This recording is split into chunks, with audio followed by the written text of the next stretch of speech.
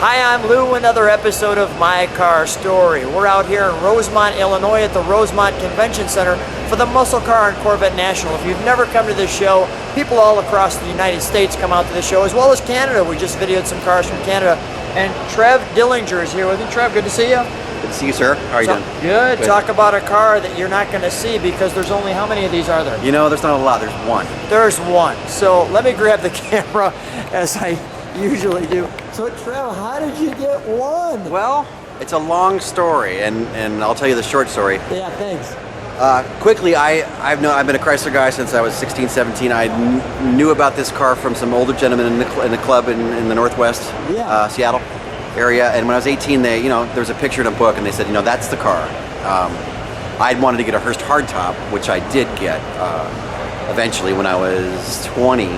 But this car, the Lindavon 300 Convertible, was in a book. It was like they made one of them. It's somewhere in Tennessee, and a collector. It's like the Loch Ness Monster, for God's sake. It's like the Hope Diamond, the Loch Ness Monster. You've heard of it, you've never seen it. It's a car, and then some people even questioned whether it was real or not because they'd never seen it before and they just heard about it. And there was Galen Gouvier has the production records, which they scheduled 2 for production. Now it's just scheduled production. That doesn't mean they actually built 2, but they actually built to everything that I've found, and I have documentation from Hurst. They built 1 car. The reason they built 1 car was they would like to have built 1 for the West Coast, 1 for the Midwest, and 1 for the East Coast for promotional use. They were going to build a Westie and an Eastie. These cars were built, the hardtop 300Hs or 300 Hurst were built late in production. They got them out in late December, January is when they started, which is 3 months into the production cycle. So they weren't able to do what they wanted to do, which was to put a 426 Hemi in it and a Hurst auto stick shifter, which is like a slapstick type shifter. They weren't able to do that, so they just built the cars the way they were able to build them at Hurst Performance Research. And so they built 1 I want you to keep talking about the car, but I want to get to it, so go ahead. Keep telling me about it while I'm looking at it. They built 1 car for promotional this is it. use, and this is it. It's a Chrysler 300 convertible that was converted by Hurst to as you see it. It's a special order car. It's a public relations code ordered car. And it was ordered by the Hurst Corporation and delivered from Chrysler to Hurst. And in May of 1970, they built this car as you see it today. Wow. So I'm assuming it was in a collection and it became yours. Yeah. The first public owner's name was Ted Dillard. He bought it September 1st, 1973 from Jack Duffy, Vice President of the Hurst Corporation, Hurst Performance Research. It then was sold in 1975 to a gentleman named J.R. Knowles. He owned it for about 6 months and then passed away. And the gentleman that I bought it from, Steve McLeod, he bought it from Mr. Knowles in 76, late 75, and owned it ever since, till I have it. Steve McLeod, the former owner, loved the car, took good care of it, but only showed it a couple times. And it's only been showed, I believe, once majorly was at the Mopar Nationals or Columbus, I can't remember, in 1988, I believe, and Lindavon was there. And so this is its kind of first unveiling. And I promised the family when I bought the car that I would do exactly what I'm doing now. I would honor their father by bringing it to shows and showing it to basically Mopar people or car people. And that's what it's all about. It's not about me or the car. It's about you guys seeing what's cool. And the Kragers originally came with this car. You bet. Krager sponsored Hurst. So this car was originally came with Kragers. They're Daytona 1269, and they used to drive around the tracks with these with a Hurst and a Krager banner on the back, and it was sponsorship. So that's why it's got Kragers. An amazing car here, and it's positioned perfectly where it's really being showcased. You can see the spoiler and the all-important 300 Hurst. Absolutely. I believe the owner's manual says that the spoiler creates downforce at high road speeds. So it actually does function. It also helps when Lindavon has a big stick shift on the back end of the car, and that creates downforce as well. But you can't drive too fast with her on the back. Absolutely. It's just cool too because it's very subtle. From the side corner view, you can't see it. Do you you have a photograph of her in the car, on the car? You bet. Why don't you go ahead and take some? Yeah, let me grab the interior if you don't mind. And I'll let you get one of those photos so that people can kind of get an idea where we're going. That's interesting, the trunk lever. Yeah, it's since there's if you notice on the shot you just took, there's no lock on the trunk. It's even more cleaner look. Yeah.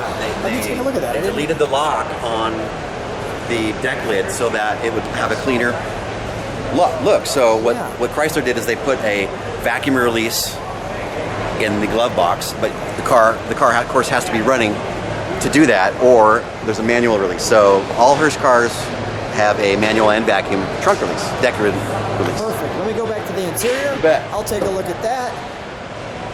And we've got the 300 here, the power windows. This is for the crank there. You've just heard that. You can see the original seats here. The back seat with the boot there in the center. Let's take a look at the interior. We've got washer, wiper, lights, panel, flasher. The Chrysler 300 logo in the center.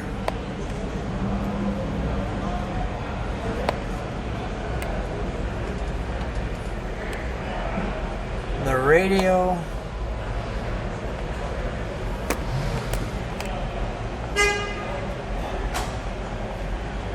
There are buttons here. And the other side, and of course you have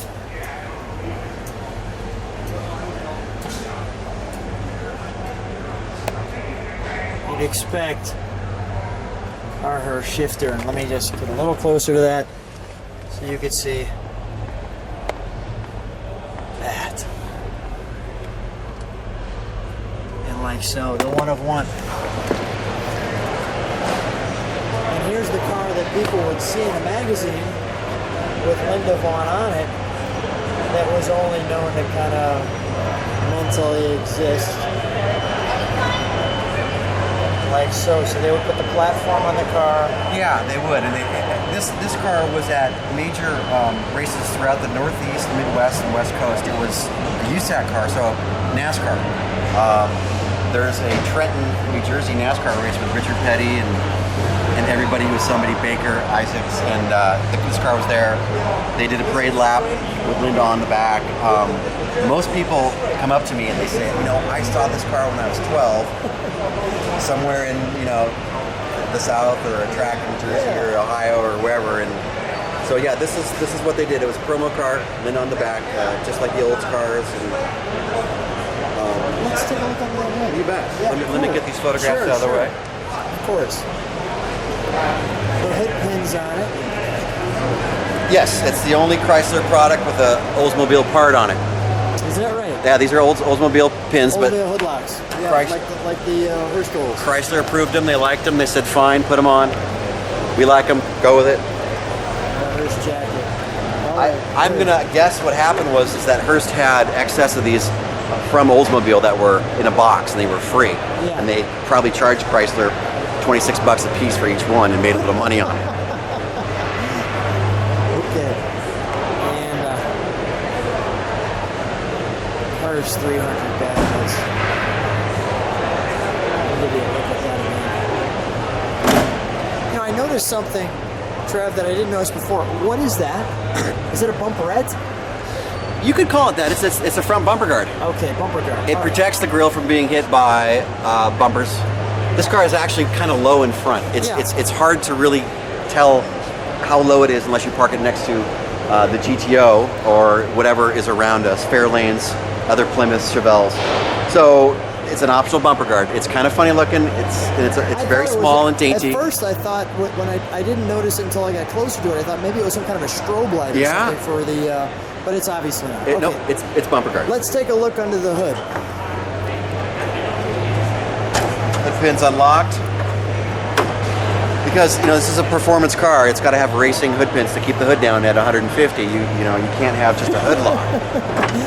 There we go. So we have what we have here is the Chrysler version of the 440 Magnum, or it's the 440 TNT. 375 horsepower. A little underrated probably. It moves right along, keeps the car going. 85, 90, cruising comfortably, 120 and change. Air conditioning. Air conditioning, you bet. Power seats, power windows. Sure grip rear end, dual exhaust, heavy duty front suspension, sway bar, etc., etc. Wow. They marketed it as an executive muscle car. So if you were a bank manager and you're 35 or 42 or maybe 50 something even, you wanted something that was going to get you there quickly and be cool. Vacuum pressure for the lights? Vacuum canister for the headlights and the rear deck lid. And the rear deck lid. Correct. Okay. All right, let's start her up. Okay. It's a little cold-blooded, so All right. give me a minute. You got it.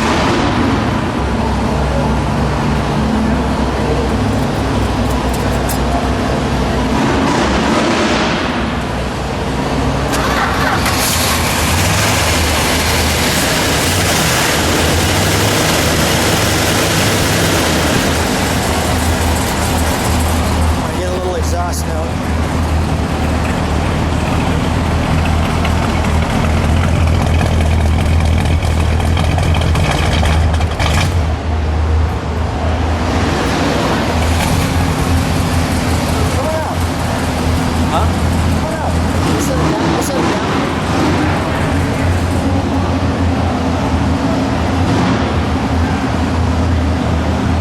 Shifter, by the way. Yes. Kind of Of course, the Hurst shifter. so this is the, real quick as a side note. This is the only Chrysler Hurst with a Hurst shifter. Is that right? It is. They had slated it to build it with these shifters, but they couldn't get the tooling done in time to get the auto stick into production. So, but the Hurst Corporation put it in this one. You had to have it. You had to have the promo car have a Hurst shifter. You just couldn't have, Absolutely. you know. So that's cool. All right, Trev, let's shut the hood. You bet. You have a hard time against the race car. Yeah, we've got a little competition, so I hope that everybody got the chance to enjoy it. Trev, thanks for having such a great car and You're welcome. being so dedicated to find the car. Thanks for being on My Car Story. Glad to be here. I hope you guys liked it. Thanks. You bet.